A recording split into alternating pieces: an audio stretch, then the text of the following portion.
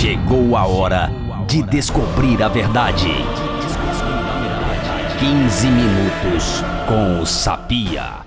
O 15 minutos com o Sapia desta tarde é com a psicóloga, a professora Marina Reis Botelho. Ela é professora da Faculdade Newton Paiva e vai conversar com a gente hoje sobre o Setembro Amarelo. Um prazer ter você aqui, Marina. Marina, antes da gente entrar no Setembro Amarelo, eu gostaria de falar um pouco sobre o suicídio.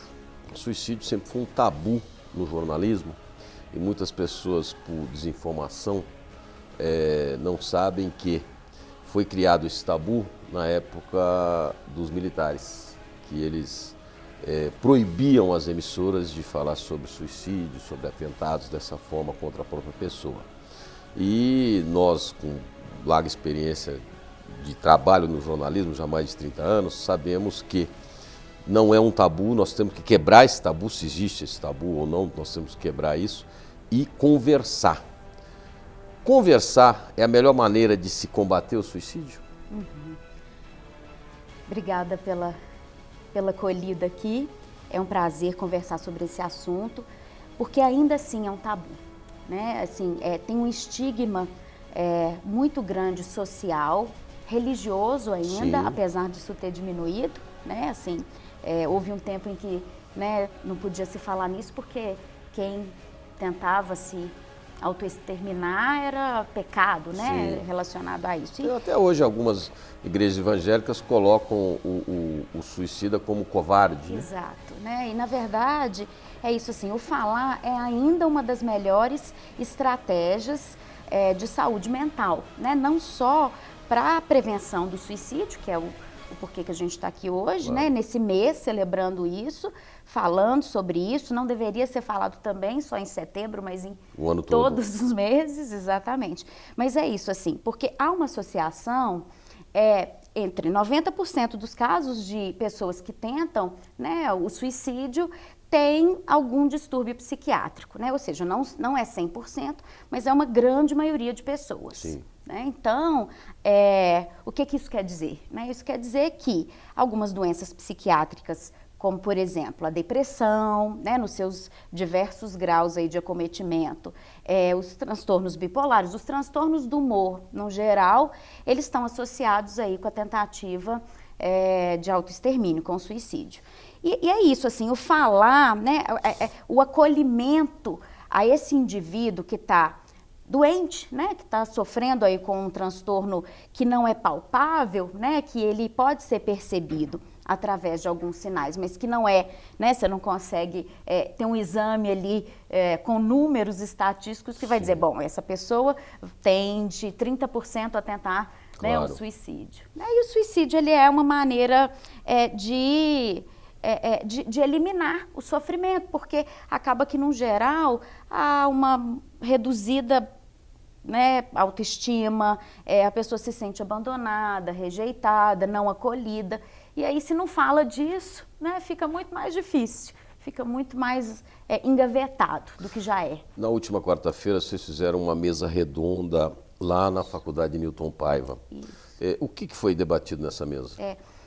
A gente decidiu fazer uma mesa multidisciplinar. Então, a gente teve 4 representantes. A gente teve um representante da psicologia, um representante da farmácia, da enfermagem e da estética, né? Então, foi uma conversa muito rica, porque não era só a área psi que estava ali representada, né? Então, assim, como que ainda nos hospitais, porque essas pessoas que tentam se suicidar, né, elas chegam nos prontos-socorros, né, por conta dessas tentativas. Claro. Então, a enfermagem lida com muita frequência, todos os dias com isso, né? A estética é muito relacionada à questão do autocuidado, da autoimagem, que é um importante sinal que a gente pode perceber, né? A pessoa já não tem motivação, nem interesse, nem prazer em cuidar de si, em cortar o cabelo, em se cuidar, né? Dar higiene mesmo,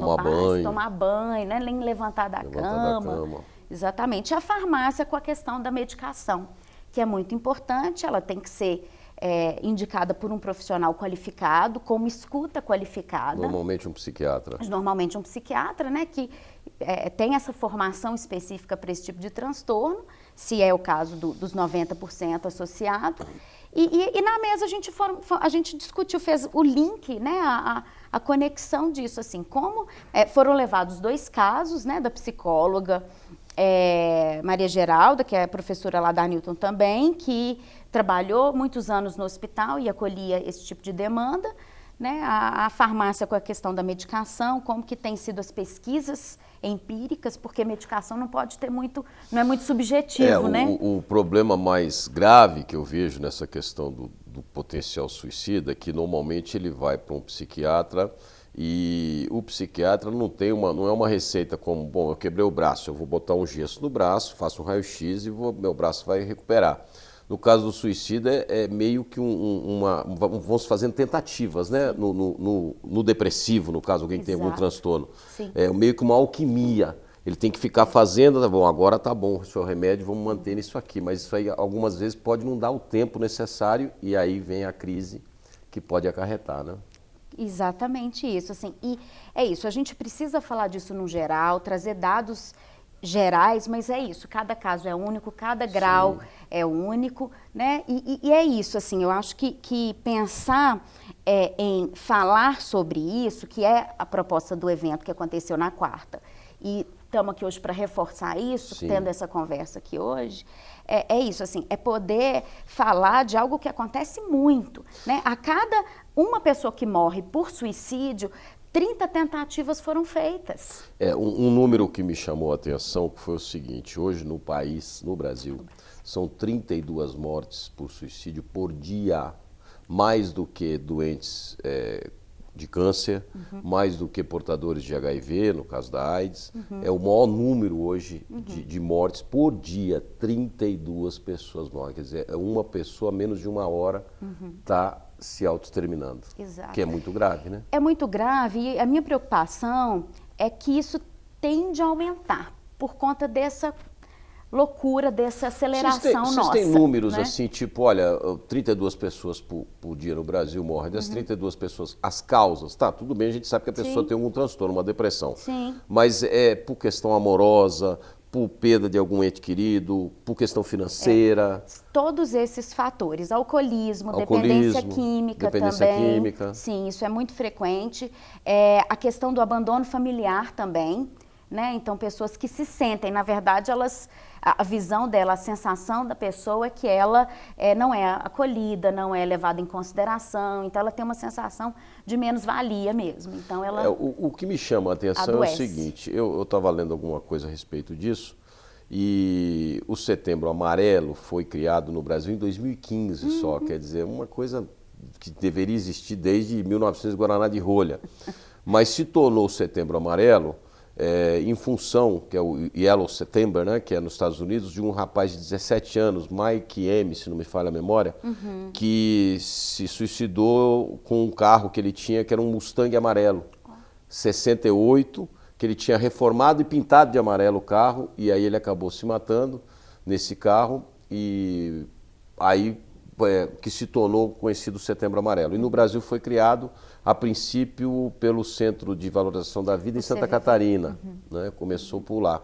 Então, quer dizer, você vê que o tabu é tão grande que em 3 anos apenas que a gente começa a lidar com isso. Antes disso, nem se comentava. Você falou, não podemos usar só setembro, tem que usar o ano inteiro. Uma vez entrevistando um infectologista sobre a campanha do HIV. No carnaval, distribui-se camisinha até nas esquinas. Chega nessa época do ano, ninguém sabe nada, ninguém fala nada, não existe uma campanha permanente, isso aí eu coloco a culpa no governo federal, governo estadual, os governos municipais. E essa questão do suicídio, porque, gente, 32 mortes por dia, isso significa que pelo menos 100 tentativas nós tivemos. Exatamente. Né? Pelo menos 3 vezes mais, não é isso? A conta que vocês fazem? Exatamente. Esse é o número. E os números tão inacreditável, porque quando você pega as estatísticas, você fica, meu Deus, é alarmante mesmo, né? Mas é isso, assim, acho que são muitas variáveis, né? Não é um assunto que rende financeiramente para muitos outros contextos, né? Assim, talvez o câncer seria um assunto que renderia mais, Sim, não sei. por pesquisas e tal. Mas eu acho que isso, assim, ainda batendo na tecla que a questão do suicídio, das depressões, das ansiedades estão aumentando, porque as pessoas não conversam, elas mal têm tempo para se cuidar, para... Você acha que as redes sociais também aprofundaram essa crise? Muito. A gente tá trabalhando na Newton Paiva com uma disciplina para todos os cursos da saúde que leva em consideração o cuidar, né? Então, para eu cuidar do outro, eu preciso cuidar de mim. E os alunos têm demonstrado também adoecimentos psíquicos, assim, né? Então, a gente criou um núcleo de apoio lá para acolher esses alunos, né? A gente está inserindo essas disciplinas, assim como a UNB tem feito lá em Brasília com a disciplina da felicidade. A gente tem trabalhado esses assuntos no sentido da prevenção e de falar sobre essas coisas. Como é que um pai e uma mãe consegue perceber um caminho para o filho, que o filho estaria indo para uma depressão, para um transtorno bipolar, para uma síndrome do pânico, para um transtorno de ansiedade generalizada, alguma coisa desse sentido? Como é que ele consegue perceber isso? A princípio, são mudanças comportamentais. E né? ela é Ele vai imediata, a variar. mudança? Não, ela é processual. Ela começa num certo grau e vai piorando. E a partir de que idade? Cada vez mais cedo. No consultório particular, por exemplo, muitos adolescentes têm pedido aos pais por apoio psicológico, Sim. por tentativas de autoextermínio, né? Então, assim, 15 anos, 17 anos, Seria a essa idade faixa crítica, etária. sim. Dos 15 aos 25 tem aparecido muita demanda. Crianças, existem alguns casos? Alguns, mas menos. Eu recebi uma matéria esses dias acho que foi da BBC, de um garotinho de 7, 8 anos, que chegou para a mãe dele e disse, nas férias, agora de verão nos Estados Unidos, e disse, olha, mamãe, eu sou gay. E foi para a escola, quando voltou da aula, e falou que ia contar para os amiguinhos. O que ele contou para os amiguinhos, parece que falaram, você tem que morrer, você não é gente, papapá, aquela coisa toda do bullying. E o garoto chegou em casa e acabou se suicidando. Isso é raro, mas Sim, pode acontecer, né? pode Porque uma criança de acontecer. 8 anos, quer dizer, a gente imagina que não tenha uma perspicácia, uma inteligência até para como cometer esse suicídio, né? coragem, Uma né? coragem, até para como... Coragem eu até acredito que a criança não tem muito medo, A né? noção Mas porque não tem noção do medo e do perigo. Mas eu digo em relação assim, à facilidade, vamos supor, porque o número de suicídios, pelo menos o que eu tenho visto, se eu estiver errado me corrija, na maioria das vezes é por ingestão de remédios, né? Uma quantidade grande Sim, de os remédios. adolescentes principalmente. Eles... E o corte nos braços, né? Isso. Então assim, uma criança de 8 anos, você não vai imaginar que ela vai cortar o braço, até na matéria não diz como que ele se suicidou, mas que ele se enrolou numa corda, alguma coisa nesse sentido, o que a gente vê pelo menos nas pesquisas que eu vi, são em menor número.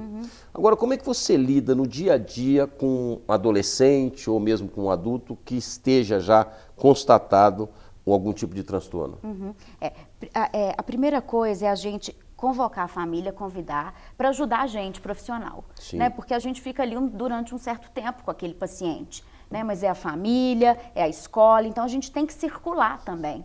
Né? A gente tem que circular na escola, na família, entrar em contato com o psiquiatra, se não tiver algum acompanhamento, indicar, encaminhar, né? E fazer essa parceria aí com o paciente, tomando cuidado do sigilo, porque o adolescente é isso, as redes sociais, né, que você estava dizendo, Sim. tem um impacto, todo mundo é feliz na mídia, Sim. né, tá todo mundo bonito, magro e lindo, né, só que não. E aí, é isso, assim, como que para o adolescente tudo é muito potencializado. Então, por isso que eu acho que é uma faixa etária importante, de altos índices de tentativas e que, comportamentalmente falando, os pais precisam ficar atentos. Não só um isolamento, mas irritabilidade, ao grupo de amigos, ao tipo do que ele está assistindo ali, o que ele está jogando. Tem muitos jogos perigosos aí para os adolescentes. Isso não é fake news, realmente não, é a realidade. Existe. Tinha né? um jogo da baleia um tempo atrás. Da baleia, aí, parece que agora tem um outro que eu nem sei É, direito, que tem um estou outro aí investigando também, ainda. Mas é isso, se aquele adolescente está se sentindo sozinho, abandonado, rejeitado, solitário, ele vai buscar em algum lugar ter algum tipo de reconhecimento. Pra Né? chamar E às atenção. vezes ele precisa ser desafiado e é no desafio que ele vai ser reconhecido. só que aí ele pode se matar realmente. Nós temos um problema muito sério também, que é a aceitação das pessoas, dos outros, em relação às pessoas que têm algum tipo de transtorno. A gente vê muitos casos assim, isso é frescura, Sim. vai lavar uma pia, vai uma bolsa um tanque cheio de roupa, alguma coisa nesse sentido. Isso é da sociedade brasileira ou é mundial isso? Isso é em geral, é mundial, são os mitos culturais, mas esse mito acontece muito mais no Ocidente. Sim. Né? Apesar do Japão ter um alto índice de suicídios, sim, né? Mas assim, no Ocidente... Lá muito pela honra, né? Exatamente. Eles estão também muito na tecnologia, sim, né? Então, eles conversam pouco, sim, né? Tem pouco...